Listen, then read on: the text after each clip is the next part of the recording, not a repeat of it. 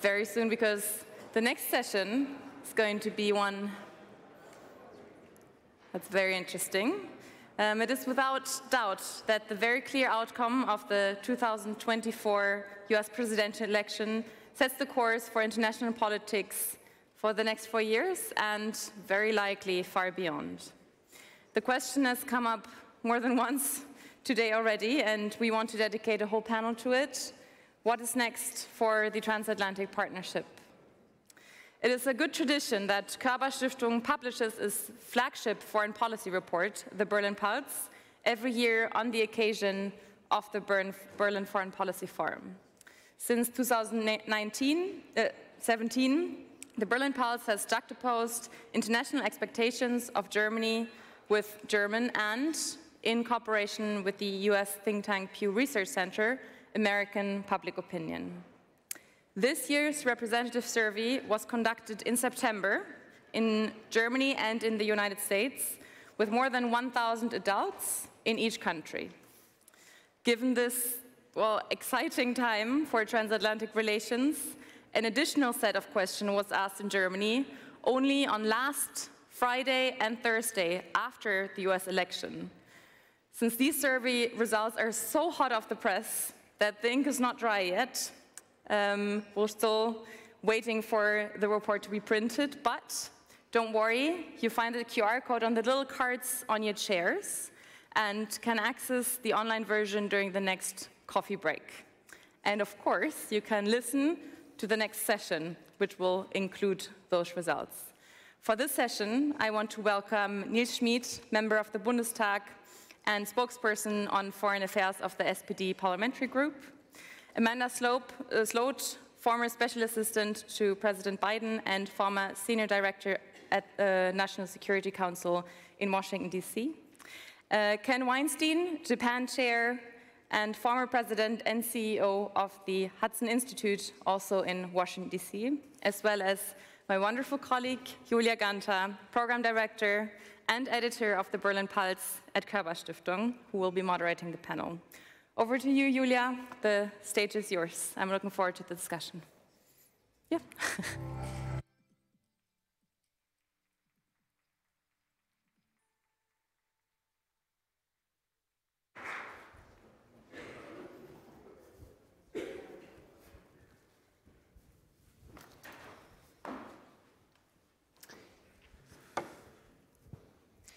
Thank you, Leslie, and welcome to all of you for this first afternoon panel, on which we will try to find answers for the, what I would call, $100 million question: what is next for the transatlantic partnership? Two events were shaking up, or are still currently shaking up, this transatlantic partnership: the election of Donald Trump to become the next president of the United States, and his Republican Party not only securing the majority in the Senate, but most likely also in the House. And looking at this, at least from a German perspective, of course, also the collapse of the German government last week. On this panel, we are trying to find answers on what will be the impact of these events. And we will look at this not only from the perspective of Berlin, Brussels, and Washington, but we will also look at this from the perspective of the public in the US and in Germany. And this is why from time to time, I will show you here in the back some of the survey results that we have just published in the Berlin Pulse. I'm honored to have this wonderful panelists with me here on stage, whom Leslie has already introduced to you all: Amanda Sloat, Ken Weinstein, and Nils Schmid. We will talk for a bit more than the first half of the panel, and then all of you will have the chance to ask your questions, and also our audience online can send us their questions via X. Now, I want to start a little bit different with this panel. For the Berlin Pulse survey, we interviewed the Estonian defense minister, Pevkur, and in this interview he told me and my colleague that politicians are human beings too. They have families, friends, and they have emotions. So Niels Schmid, as you are the politician on the stage, and I was talking about these two events last week that were shaking up international and transatlantic relations in specific, I would like to start with a quick emotional snapshot and ask you what one word captures how you and your colleagues of the Social Democratic Party felt after this historic week. Well, I think we should make a difference. Also da ist ein Unterschied zwischen Trumps Sieg und dem Zusammenbruch der Koalition. Also wir haben das Win in a very composed manner, so it was not completely surprising, the least to say. So we know what awaits us. With regard to the breakup of the government, I think, well, we felt somehow sorry for this great idea of having these three parties trying to modernize Germany. At the same time, there was, of course, relief that the Chancellor was so determined to end this and to fire the finance minister. Some relief. Ken Weinstein, it's also true for experts, I would say, what Pevkur said about politicians. So in one word, what sentiment did you catch before you left Washington? For me, elation. I saw a clear victory for President Trump, a historic return to the White House that people thought wasn't going to be possible, and that most pollsters, the mainstream media, couldn't figure out what drove the election, what drove the electorate. Having control of the House and Senate for the Republicans is also good news. And as for the German government, I think new beginnings are always a good thing, if they're handled correctly. Okay. Amanda Sloat, in one word, what mood did you pick up from friends and families you were talking with who are based in the US after this last week? Well, I guess the opposite of elation, devastation. Look, as an American, I'm embarrassed that my country reelected a convicted felon who tried to overturn the results of the last election rather than acknowledge defeat. As a foreign policy professional, I'm saddened that the 3 years I spent in the Biden administration trying to restore faith with our European allies is likely to be undermined. And as a human being, I'm concerned about the rights of a large number of vulnerable Americans that could be threatened by domestic policies. So emotions in three different personalities even. The background of my question is actually that we have also asked the German public how they feel last week. And I want to show you this first result. Perfect. We have asked them after the election how the outcome makes them feel, and actually 62% of Germans, as you can see behind us, said the election outcome threatens political stability in Europe. Now, Amanda, Politico described you as the architect of President Biden's European policy. So I was wondering, in your experience, how much does European stability depend on a US president? I mean, depending on how Trump approaches the question of NATO, the question of Ukraine, there could be broader questions raised about Europe's military security. In terms of political security, or political stability, one of my big concerns is that Trump could end up undermining European unity. I am worried that there is going to be an attempt by European leaders to make bilateral arrangements with President Trump rather than to find solidarity and unity within the European Union. And I think as compared to 2016, there is a larger number of governments in Europe with right-wing parties in those governments. I think there are more like-minded leaders within the European Union, and I think there is a risk that Trump attempts to make bilateral deals with those governments, and that, I think, could end up having a damaging effect on European unity. Mm-hmm. Niels Schmid, I think there is not much that the German or government or Brussels can do about right-wing partners that Donald Trump might find in Europe and other European capitals at the moment. However, Europe can prepare to some extent. Looking at this result of political stability that seems to be threatened, you said in an interview after the election that Donald Trump is an unpredictable president and there are limits to what you can prepare for. So I was wondering, is Europe prepared given this unpredictable president? Within the limits of that, we are better prepared than the last time. After all, Donald Trump comes into the White House with the record from his first term. So we can be sure that he's a divider. He wants to divide Europeans. And he was the first president of the United States after the Second World War who did not support European integration. Instead of that, he drove a wedge between European partners. And I think this will be the guiding principle of his approach towards Europeans. At the same time, we are certain that some measures will be taken very swiftly. So in terms of trade policy, in terms of withdrawal from international organizations and cutting funding for international organizations. And the only thing we cannot really predict, and the new element that comes with his second term, is the war in Ukraine.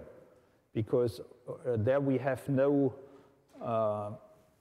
parameters we can use as a yardstick how to assess a possible approach by Trump. Either he will make a very rapid deal, which is unlikely to happen because in the end he didn't make a deal with North Korea nor with Putin back in his first term, or he might just double down and send more weapons and tell Putin, look here, I'm bigger, I'm greater, I'm stronger, then we will have a very different situation. So I think this new element, of course, is very important to us because the war in Ukraine is a threat to all of us in Europe. And for the first time, a real full-fledged war is going on in Europe after the Second World War. And in this respect, unpredictability is not very welcome here in Europe. Mm. Now you gave us an analysis of the situation, but I'm trying to ask you again on the preparedness element of my question.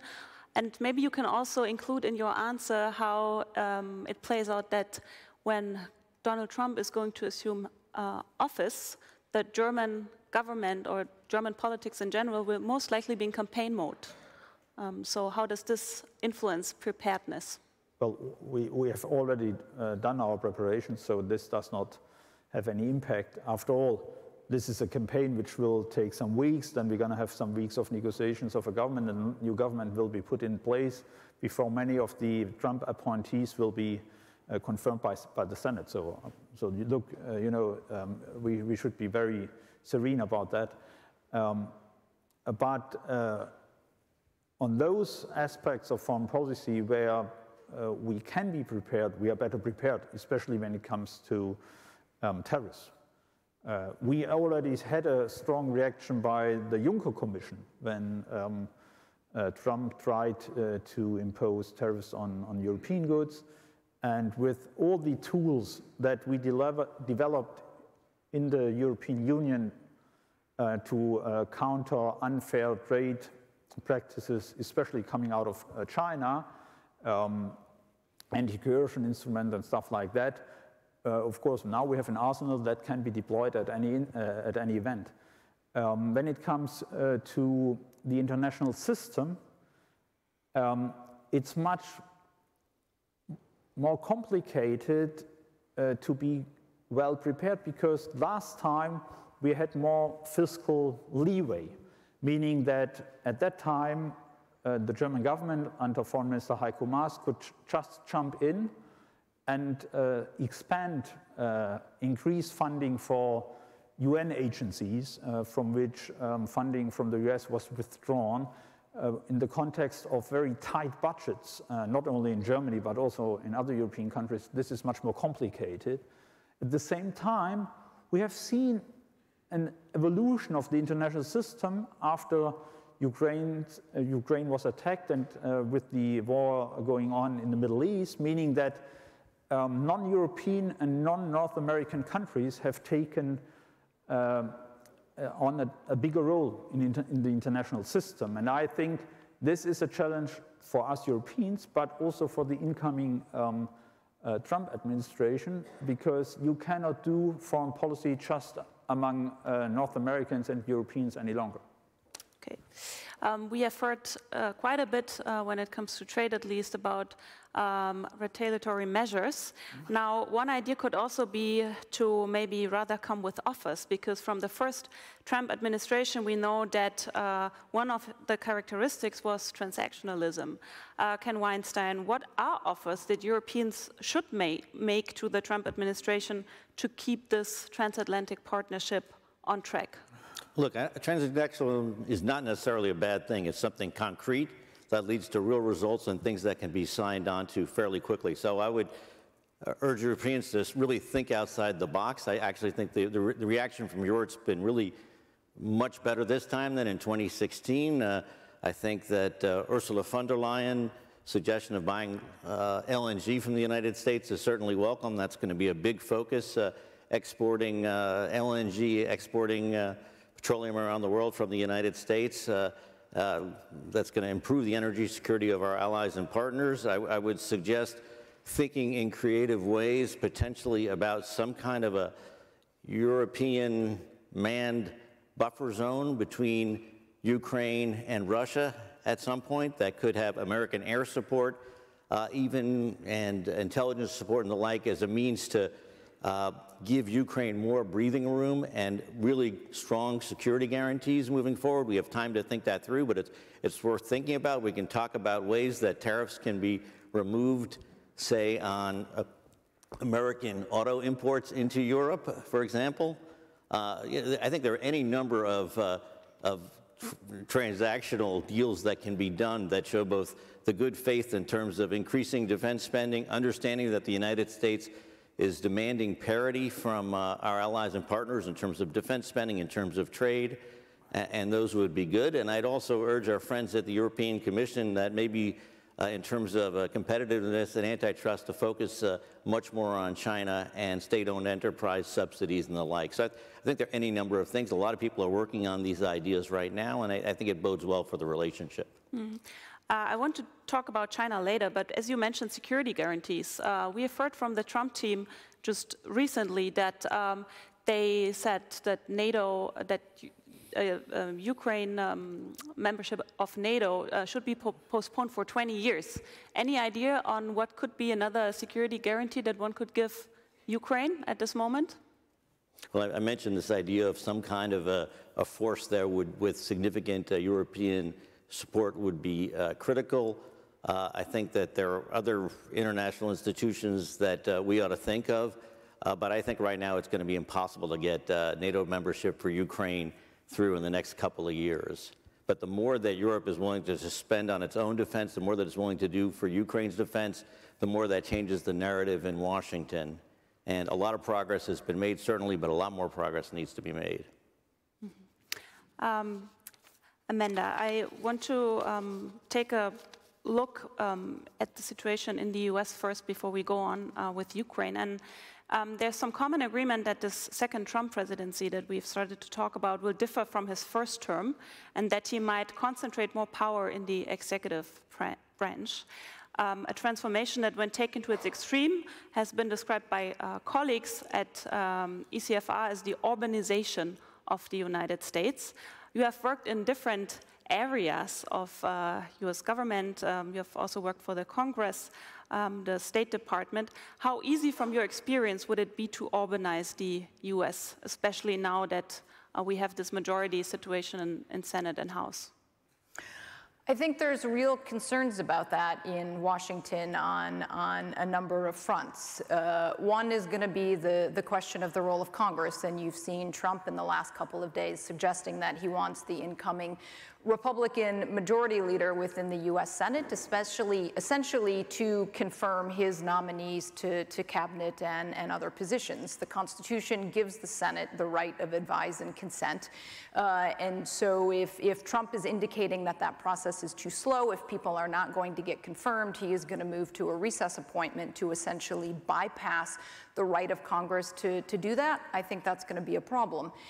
He's made comments about wanting to lift congressional ability to review arms sales made by the administration to different countries.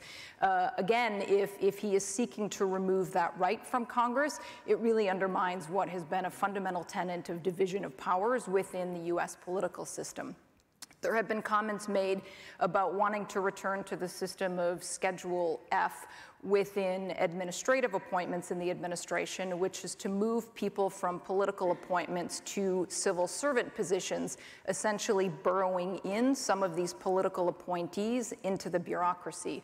There have been comments made about wanting to seek retaliation or retribution against career officials that have been serving in the administration and might not be supportive of or threatening to the president's agenda. Again, targeting what is seen as political opposition to an agenda is extremely problematic. And so it remains to be seen what a President Trump actually does. But certainly there have been a series of comments that suggest a willingness to diminish the oversight authority of Congress, as well as to remove people within the administration who are not necessarily seen as ideologically supportive of the president's agenda. And if those things were to happen, I think it moves the US political system in a difficult direction. These changes of power, as well as the change in the White House in general, they might be felt by the Ukrainians first. That's at least what most analysts are agreeing on at the moment. And I want to show you another result of our survey on this, which is that in Germany, in September, 57% of Germans and 41% of Americans, they were still in favor of supporting Ukraine militarily. These numbers are declining slowly when we compare them with last year, but it's still a majority in Germany at least. And also after the US election in September, 73% of Germans said that they want to invest more money in European defense, which is actually kind of a continuation of some of the results that we have seen and heard already this morning on defense spending in general. That has a majority in Germany. People would like to spend 3 or 3.5%. I think that's something that President Trump might be interested to hear too. But the question on this is, Niels Schmid, we see that there's public support for supporting Ukraine militarily. We hear some statements from politicians here too all the time, but the question is, can Europe put Ukraine in a position of strength if the US support wavers under Trump? We'll see. First of all, these figures show or these figures are, I would say, are testament to the patient leadership of Chancellor Scholz on this issue. So we have still solid support for military aid to Ukraine, which is not natural given the history and the controversies surrounding this issue in German society. And I'm confident that independent of the outcome of the next general election here in Germany, we're going to have a coalition government that will continue to deliver weapons to Ukraine. But there's one precondition that this kind of foreign assistance, foreign aid, military assistance is not a pit against social security and investment into education and infrastructure here in Germany. I think that's the challenge that is faced by all parties here in Germany. And once a decision is made by the Trump administration to stop funding military support for Ukraine, the only question is, can such a huge economic powerhouse like the European Union put aside enough money for a continuation of military aid to Ukraine or not? I think we should be able to do that. This might need some adjustment of fiscal rules on the European level and on the national level, especially here in Germany with regard to the so-called debt brake. But in terms of economic might, we have the capacity to do so. The only thing we need is that Trump does not introduce an arms embargo to Ukraine, so that we can still have American ammunition sent to Ukraine, not to be paid for by the US budget, but by others. But I do not think that this kind of arms embargo will be introduced by the new Trump administration. So it's about us. It may be also, it's also about some of our major Asian partners to pick up some of the bill, because they have also an interest in containing Russia, after all. But I have to ask you again, because you said we'll see, and you also said that as soon as the US is moving, we'll figure it out. Is that really the mindset here in Berlin and in Brussels, that we won't do the first move? I know there is no need to have a move these days, because the G7 scheme for using the proceeds of the frozen assets will enable us to finance civilian and military aid to Ukraine for most probably for the next month to come, or even for the next year. So I think we are well prepared in a very short term. For the medium term, we'll have to see what comes out of the greatest deal maker of all times, and then what the decisions will be, what kind of decisions will be taken in Washington. But in case if, I think we have the economic might to do so, and we should do so. What we lack is the defense industry capacity to produce enough weaponry and ammunition on European territory alone. We will need capacity from the US, from Japan, from Korea, and other places. Ken Weinstein, I want to ask you, because Neil Schmid just mentioned the greatest deal maker of all time. Trump has repetitively claimed that he will end the war in Ukraine within 24 hours. And we have heard this morning that this will most likely involve major concessions from Ukraine and giving Putin a victory. Now, we all know that Trump doesn't like losers, and he also certainly doesn't want to be one himself. So what kind of strategy do you think he and his administration will employ to balance this quick end of a war while saving face and not becoming the loser? Yeah, first let me say that actually it was not under Donald Trump that Vladimir Putin went into Ukraine.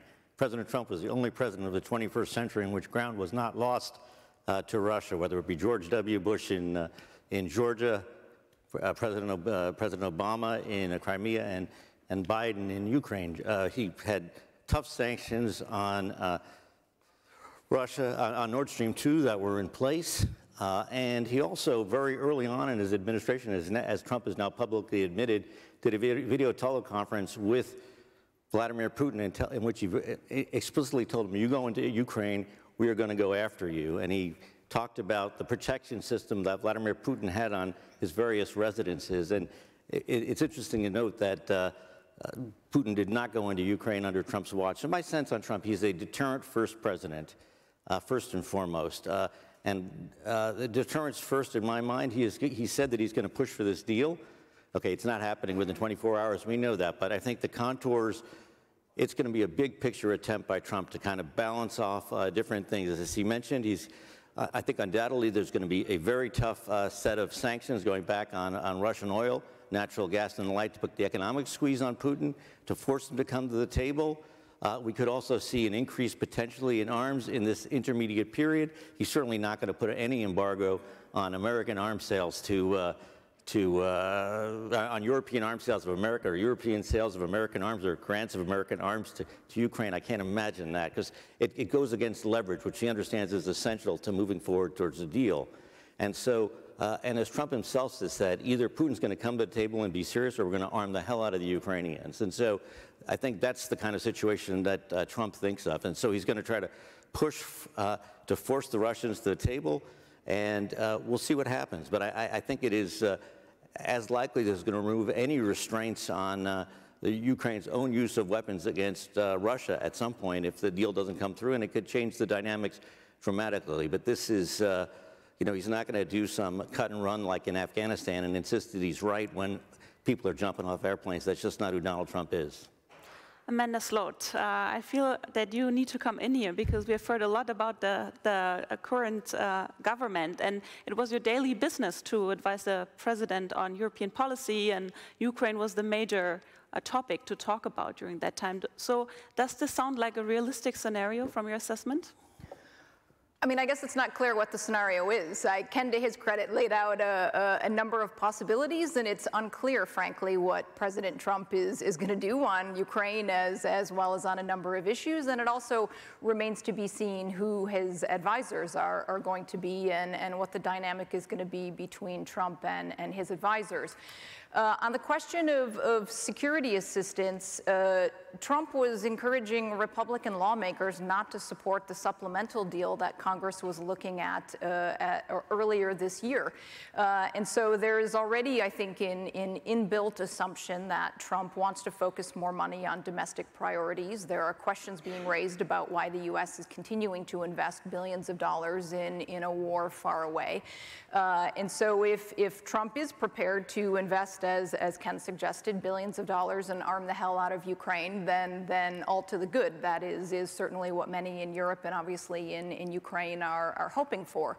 I think there is also a very real fear that a Republican majority Congress, especially at the suggestion of Trump, will cut off a supply of American weapons. I think what Europe has done, including through the European Peace Facility, what Germany has done through Zeitenwende, has been significant, but Ukraine is obviously going to suffer if you don't have a large amount of American weapons in as well. In terms of the way forward, I think there's two fundamental questions. One is this question of what talks look like. The mantra of President Biden had always been nothing about Ukraine without Ukraine. And so there is going to be a question of, is the Trump administration policy going to be to get Zelensky and Putin to sit down together?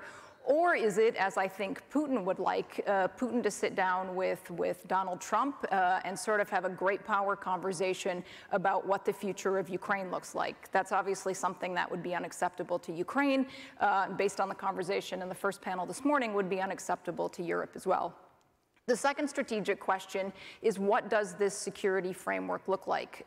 You know, Ken made reference to a possible European or multinational force on the line of contact, which I know has been discussed here.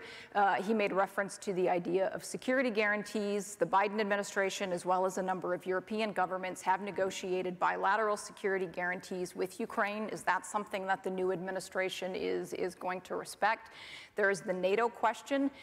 J.D. Vance, now the incoming vice president, has suggested that Ukraine would have to be neutral and give up its NATO aspirations, which is something that is difficult to envision Zelensky agreeing to. And then finally, there's the question of the European Union and what happens with EU accession, as well as Article 42.7 and what the EU might be prepared to do in terms of broader defense and security guarantees to Ukraine.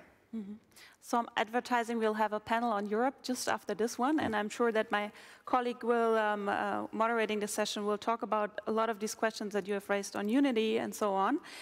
And that's why I am now going to move on to China. There was this link made this morning by Liana Fix that in the US there is this link between Ukraine and China. So I'm wondering if we look at results also from the Berlin Pulse and what Americans and Germans think about China, we can see that, and maybe we can see it up here too, right? We can see that Germans and Americans, they see China as a major threat to their country's economy. Americans a little bit more, but also majority in Germany shares this opinion. So from a public view, Niels Schmid, there's a lot of convergence here when it comes to the perception of China. Will there be also some room to explore a transatlantic agenda on China with this incoming Trump administration that we have heard also has made some decisions about personnel that seem rather hawkish on China? So, but is there still some room for cooperation on China here? There definitely needs to be some room, because after all, this remains the most important foreign policy challenge for both of us in Europe and in the US. And I think that over the last 3 years, because of Russia's war of aggression against Ukraine, we have lost out of sight the importance and the quality of the China challenge. So I think in terms of transatlantic cooperation, this needs to be a major, or probably the most important link. And we can build on what the Biden administration prepared in terms of cooperative framework. So there's a convergence of views in terms of how we perceive this challenge. So we had what I call the holy trinity of systemic rivalry, competition, and cooperation, and we had Blinken staking out in similar terms the US view on that. We also understand that a complete decoupling is not in the cards, that it's more about de-risking.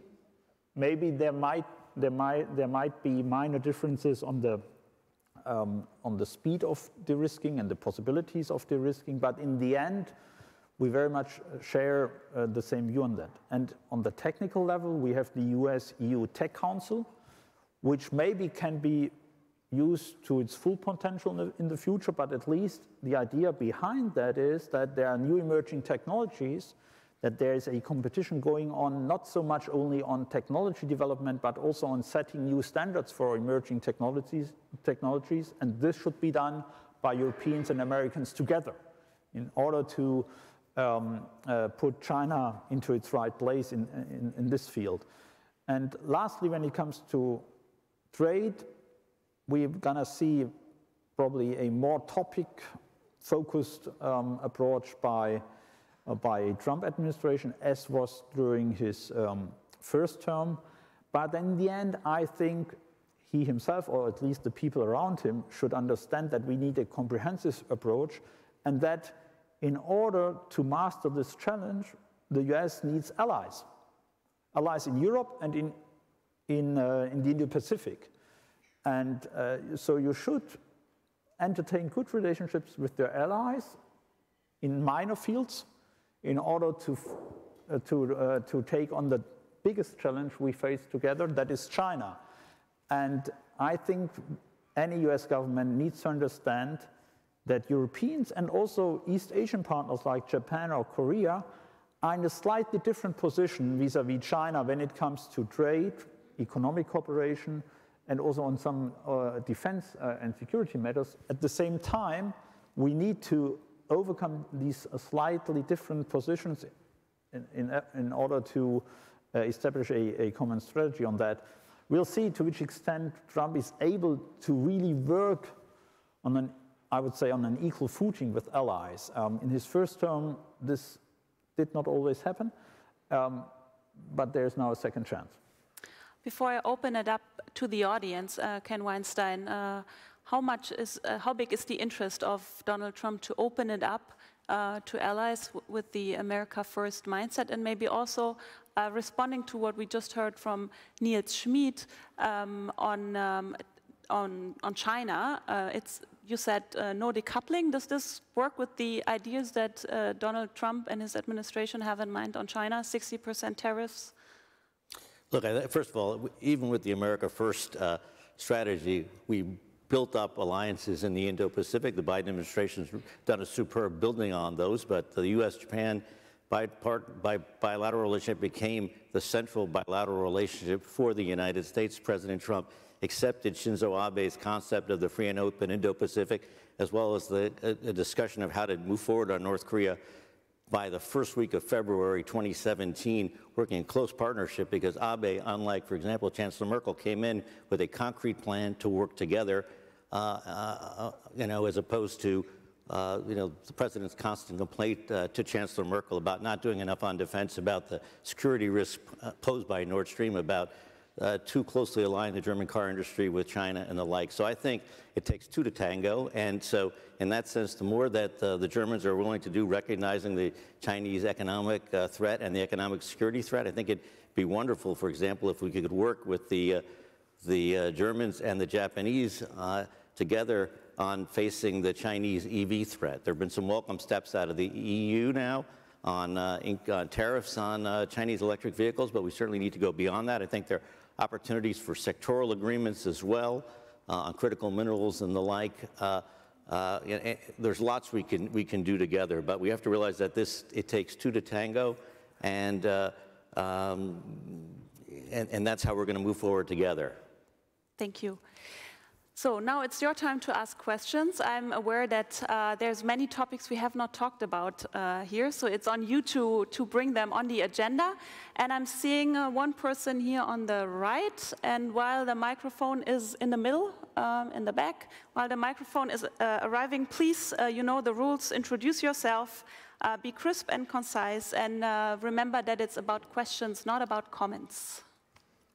Thank you so much for this great discussion. My name is Luca Ignatz, and I'm with the Atlantic Council from Washington. You spoke about that Trump will want parity from Europe, more contributions, more defense spending, in general, more parity. I guess we are talking about a lot of hypotheticals here today. How will Trump respond to the moment when Europe, if it achieves that parity, also demands to have a bigger voice in terms of managing European security, but also a bigger voice in managing transatlantic security? Thank you. And we take two more. There's one here in the back. Last row. Here in the back. Thanks. Thank you so much. I'm Kai Salamdar, also an analyst and founder of Intel Focus. My question is in regards to counterterrorism, especially when we see the past year, we in the US as well as in Europe, particularly in Germany, there is a rising lone wolves terrorist activities, and a lot of arrests have been made. What has been the major cooperation in countering these threats, particularly when it comes to ISKP or ISIS between the United States and the European countries? Thank you. Okay, and a third here in the first row on the right.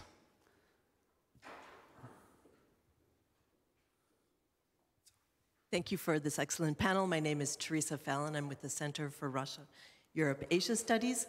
There seems to be a real lack of desire by Europe to recognize China's contribution to Russia's war in Ukraine. Do you think that will change under the Trump administration? And everyone's talking about de-risking, but how does Europe define that? Because I hear European business leaders saying de-risking means investing more in China. So a simple form of deterrence for Europe would be to actually decrease investments in China. That would be a good start, I think, to help improve transatlantic relations. So perhaps you can comment on that. Thank you.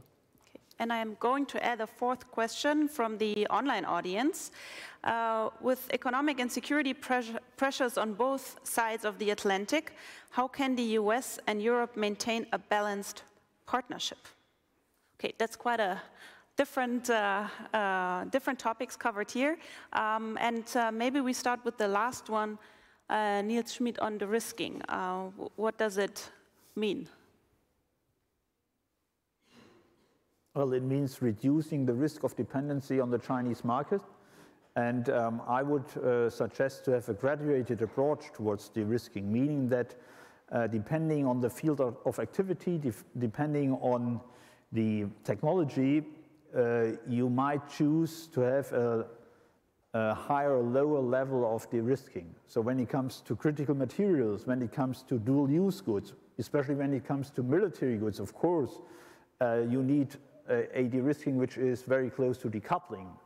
When it comes to cars or furniture, okay, that's more or less the usual way commerce goes.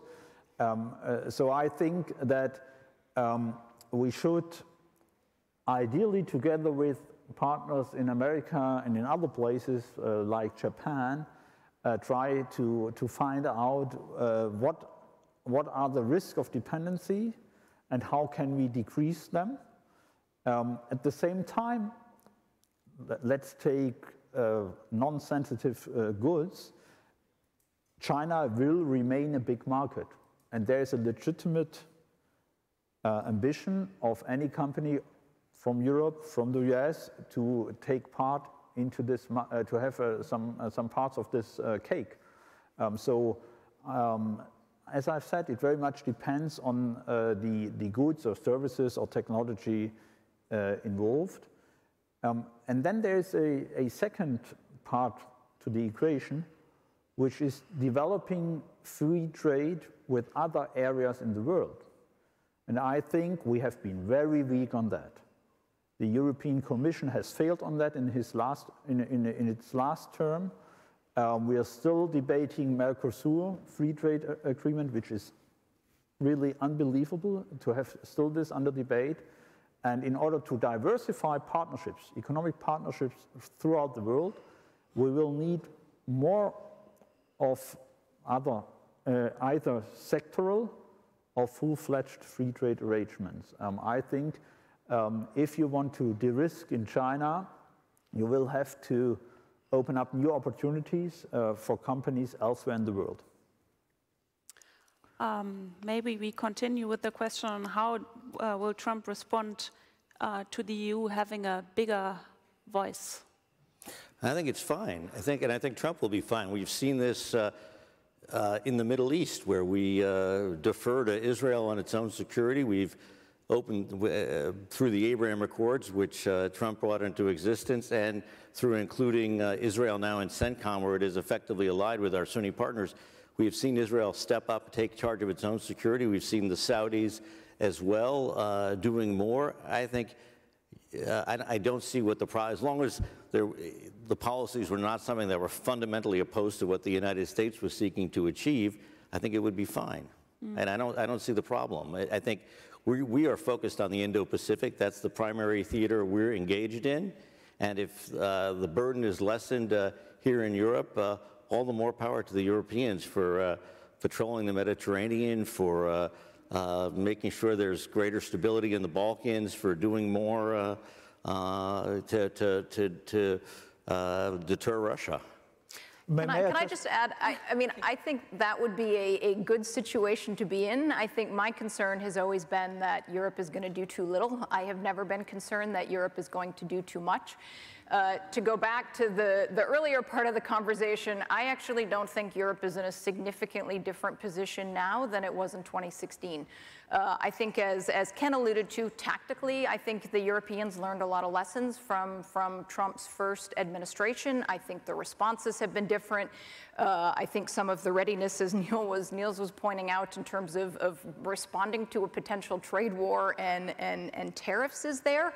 But in terms of a greater capacity to deal with their own security and to respond to immediate challenges within the neighborhood, I don't see significant differences in the 8 years since Trump was elected. Defense spending has gone up. There have been changes here in Germany. All of that is to the better. But in terms of some of the broader fundamentals, I think there's a long way for Europe to go. And Trump was certainly not the first one to make the point. Obama called Europeans free riders. At the end of the Libya conflict, it was something that President Biden continued to argue as well. I had a European ambassador say to me at the beginning of the year that Europe needs a 10-year plan. And I pointed out if Europe had started their 10-year plan in 2016, they would be almost done. And I would be interested, just in a show of hands in the audience, how many people expect the Draghi report to be implemented in any substantial way? No lifted hands, in case someone can't see it. So I think the Europeans essentially know what they need to do. I think there has been a lot of thinking and planning, but I think the question remains, frankly, one of political will. I just wanted to add one point when it comes to military investment and parity in security matters.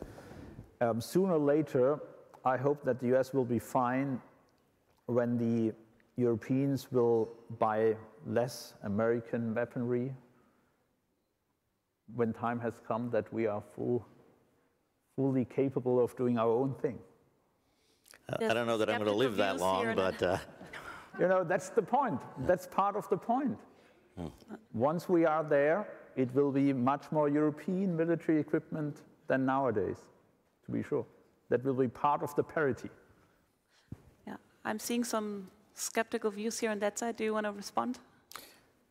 You know, God willing, inshallah. I just don't see it happening anytime soon. We're facing a major supply chain crisis as we saw at the beginning of the Ukraine war, and the possibility of a multi-front war, whether it be, with Taiwan continue to see more challenges in Europe or in the Middle East, there's going to need to be somewhat semi-independent supply chains that can operate when global shipping may be shut down.